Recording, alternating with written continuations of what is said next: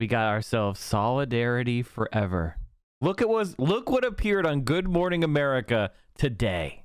Strike at John Deere, just the latest in a wave of labor stoppages across the country. There is a new militant spirit in the American workforce. Workers want more, and they're willing to strike to get it. This morning, 10,000 workers at John Deere hit the picket lines in Iowa, Illinois, and Kansas. They argued that even as the agricultural equipment companies' profits grew by 61% in recent years, and their CEOs' salary grew by 160% during the pandemic, their pay has actually been cut. We need to let them know that they can't continue to take our money and take our money and take. Hey, libs. Profits grew by 61%, and their pay was cut anyway.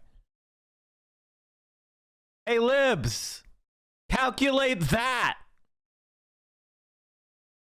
In recent years, and their CEO's salary grew by 160% during the pandemic, their pay has actually been cut. We need to let them know that they can't continue to take our money and take our money and take our money. Across the country, labor is on the march. In California and Oregon, 24,000 nurses and other healthcare workers at Kaiser Permanente voted to authorize a strike over pay and better working conditions. Meanwhile, union workers at Kellogg cereal plants have been on strike for more than a week, angry about long hours, including 7-day work weeks. Our number one priority is to get back to the negotiations table and reach a contract so our employees can get back to their jobs and their lives. And soon, Hollywood may see a walkout. 60,000 film and TV crew members could walk off the job Monday over what they claim are unfair working conditions. Our hours are really grueling, and we need not just rest between the workdays and over the weekend, but an actual meal break during the day. And across the country, a record number of workers are quitting their jobs. 4.3 million Americans, or 2.9% of the workforce, left their jobs in August. Many are looking for better work conditions and pay, especially with inflation on the rise. Several forces are driving all of this. As the pandemic comes to an end, companies are seeing sky-high demand and very tight labor markets. They're having trouble filling jobs. Workers notice that top executives and bosses are getting paid, and so for the first time in a long, long time, workers have the upper hand. Robin? They've had enough. All right. All right. And yeah. Woo-wee. Oh, God. Now, this is the type of stuff that should give you hope. It's not fucking Twitter accounts. It's not fake shit. It's stuff like this. John Deere strikers and Atuma UAW Local 74 successfully convinced a freight driver not to cross the picket line.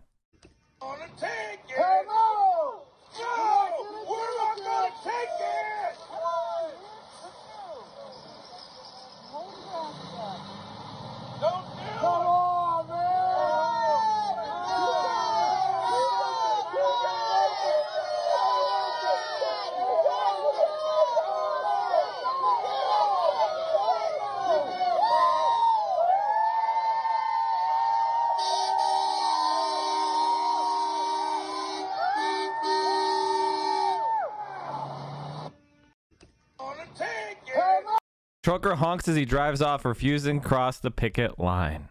That's the shit right there. That's the shit that you want to see.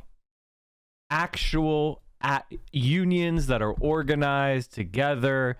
It's not somebody tweeting something. It is a real working class revolt, pushing back and fighting back. That is the type of stuff we need to see.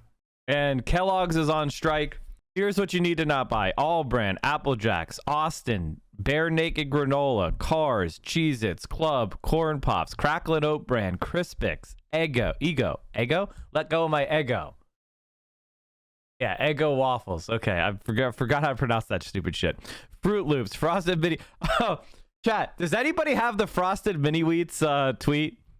Can someone give me, let go of my Eggo. Can someone give me the Frosted Mini Wheats tweet? You know what I'm talking about. You guys know what I'm talking about. Somebody here has to know what the Frosted Mini Wheats tweet. Garden Burger, Honey Smacks, Incognito, J-Bowl, Jumbo Snacks, Kashi, Frosted Flakes, Corn Flakes, Frozen Breakfast, Raisin Bran, Crave, Morningstar Farms, Mucilex, Nutri-Grain, Pop-Tarts, Pringles, Pure Organic, Rice Krispies, Smart Start, S'mores, Toasteds, Townhouse, and Zesta. And by the way, if you already have these things and you bought them before the strike, you can eat them. It's fine. Just don't. You're killing me right now. Everybody knows the frosted mini wheat. They made a strike video about Kellogg's. Hell yeah. Okay, let's check it out. Feed all these families, but I can't feed mine. You know, best friend died. Sorry, not my problem. That's yours. We got cereal to make.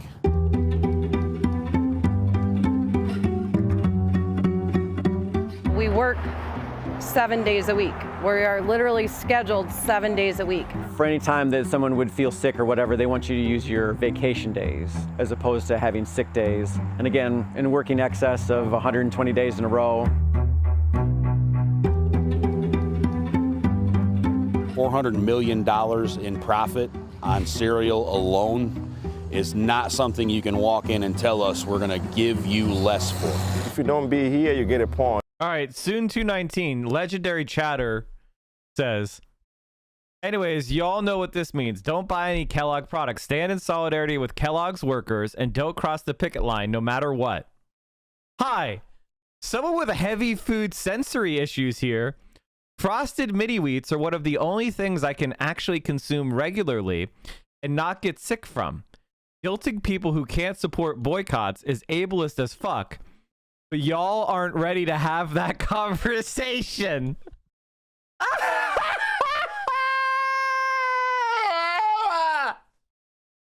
Now this is the CIA. This is advanced CIA technology. This is advanced CIA technology. This is CIA technology that the likes of which we have not seen before. Actual op. Now, I'm going to help you. I'm going to explain something in case you're not getting it. And you're like, well, they have a point, Mike. You're being ableist right now. There are competitors who make something very similar to frosted mini wheats. If you have the I could only eat frosted mini wheats disease, really interesting disease. How did that evolve? Buy the knockoff brands. Buy the alternate brand. Buy the store brand. You don't buy the Kellogg's brand, dummy. There's other frosted mini wheats. I'm sorry, sir. I can't eat the store brand frosted mini wheat. I can only eat the Kellogg brand. Holy shit. A Kellogg's worker on strike last night holding down the picket line through torrential rain in Omaha, Nebraska. I wonder if there's anybody who's important from Omaha that's totally covering this and supporting it. If you get a point, you can get suspended. You know what I mean? So we got no choice. So you have to be here. But it's just killing us. You know, you can't even now go in there and tell them that your aunt passed away and you need a day off. They'll tell you to call in or use a vacation day. So in order for me to get a day off, someone else is working 16 hours. Very often, we don't even know that we have to work 16 hours until 10 minutes before it's time to go home. If you have dogs, if you have kids you have to pick up from school, if you have other obligations, I hope you have somebody to call because you have to stay. They could tell me at 10:45, Heather, you're forced over, you have to stay. So then I'll work that next shift. At 6:30 a.m., I can go home. But then my regularly scheduled shift starts at 2:30 the next day. So there's 8 hours off in between, and that according to them is plenty.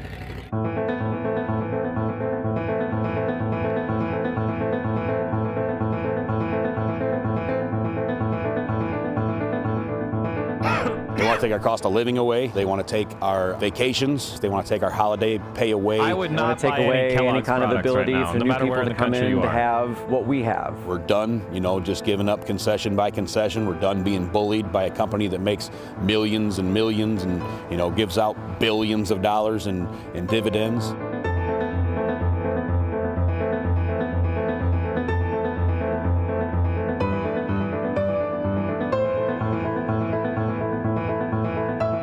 That direct path to full-time employment, these transitionals never saw it. Being a transitional, we pay for our health care. Our wages are different. We don't get a pension like everybody else does. There is no difference between the guy that works right next to me tomorrow or 10 years from now. There's no reason why that guy should have a lower benefit level, a lower retirement level than what I do.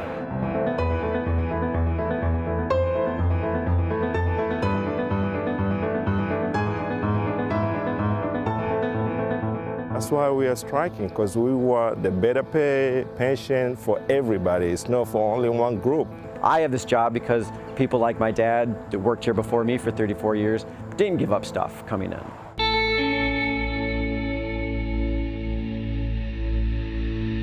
$11.6 million. We're just kind of looked over, your number. We hear every day, and then today they're trying to tell us we make too much money. They want to complain about what our wage is, and they want to talk about what our wage is. Well, if you didn't make me work every single Saturday and Sunday, if you didn't make me work every single holiday, my annual income wouldn't be at these levels that you don't want to go spread around like it's a bad thing. The contract, it doesn't lend itself to future generations of sustainability here. I'm second generation, my father worked here, I'm not the only one. It's kind of a way of life, and we don't want to rob that from the next generation. We've been asked about how long we're willing to fight, and at the end of the day, it's going to be one day longer than they are. All right, chat, the brand list. Here it is again. You can take a screenshot.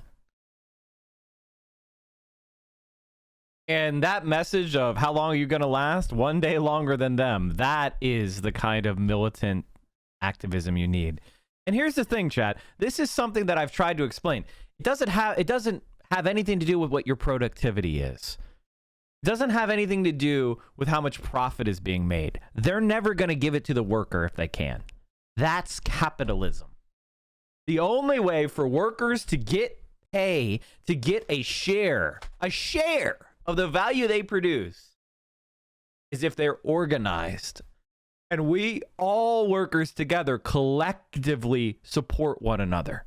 Kellogg is still going to make a ton of money from their sugar cereal, okay? But it all shouldn't go to the CEO making $11.6 million. How much is enough for that guy? The answer is nothing. Nothing is enough. You could give him $1 trillion a year. He wouldn't raise a single cent of their pay. I linked a tweet for this. I think this is the original, so I'm going to go back to the original. So thanks for writing that to me. Thanks for retweeting that. This may be stupid, so I apologize, but a lot of store brand cheaper Kellogg style products. Is that okay? I want to support this movement and boycotting Kellogg's, but I can buy store brand. If it's not made by Kellogg's, if it's made by a competitor, then fine. You know, if you need cereals, if you need food to eat, I'm not telling you to starve. So as a worker who went on strike in 2017 against AT&T, having people like you cover the people who are on the front lines helps boost energy so much. Thank you for all your hard work. Thank you, comrade correspondent. That's what we try to do here. We try to talk about politics here. I think one of the things that people who are new to me don't know is that I just talk about politics and these issues and these things every day. That's what we do here, okay? If you want to learn about organizing, if you want to talk to like real journalists, if you want to see politics coverage that's from a left perspective, that actually does deal with conservative arguments, liberal arguments, that's what this channel is.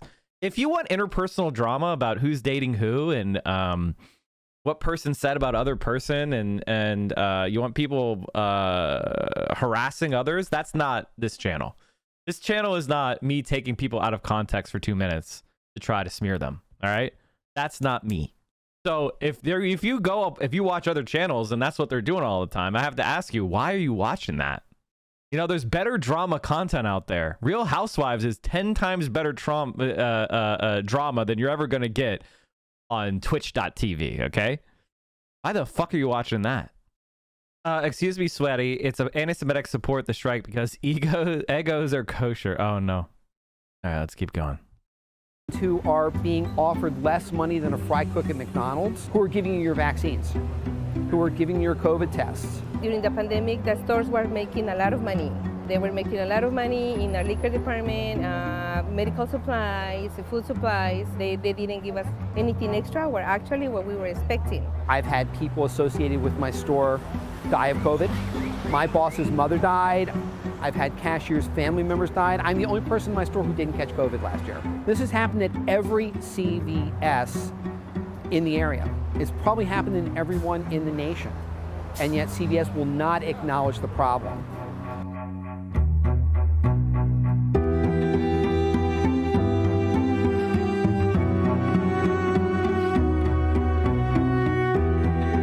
I was out full 40 hours and I never did, and to this day I have never gotten that pay. CVS's fault on that, because I was the first one to get the COVID. They needed to set something up quickly to help me out, but they didn't. And I've been working with them for 5 years. I think that's the very least I deserve.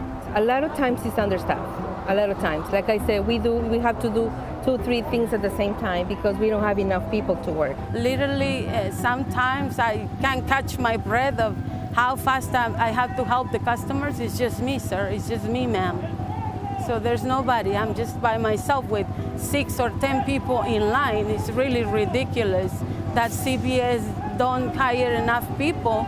I have been personally assaulted in my store multiple times, and this goes beyond the fact that 10, 20 times a day I have to ask somebody to put on a mask.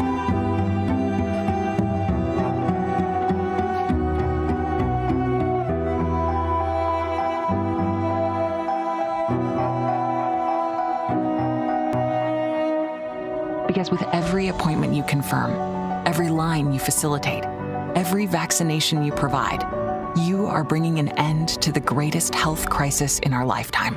And we are so proud of you. So proud that we could give you a hug. Thank you. 5 cents is really a joke because they have made way more money than in previous years. The highest profit the company has ever made. The company has risen to the 4th largest company in America by volume. Nevertheless, despite the fact that this growth has taken place on the back of workers who have risked their lives every day. We're in the middle of a global pandemic. What CVS has been saying is that they can't afford it. They can't afford to give us the raises that we deserve. Where's the money going? We would love to know, because it's certainly not going to the workers.